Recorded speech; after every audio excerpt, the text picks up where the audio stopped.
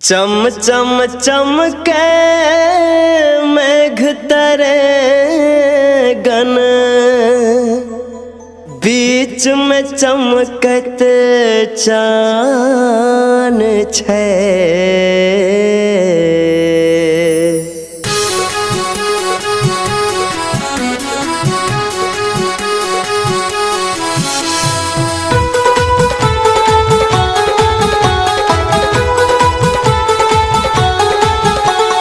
चम चम चमके मेघ तरे गन, चम चम चमके मेघ तरे गन, बीच में चमकत चान छै।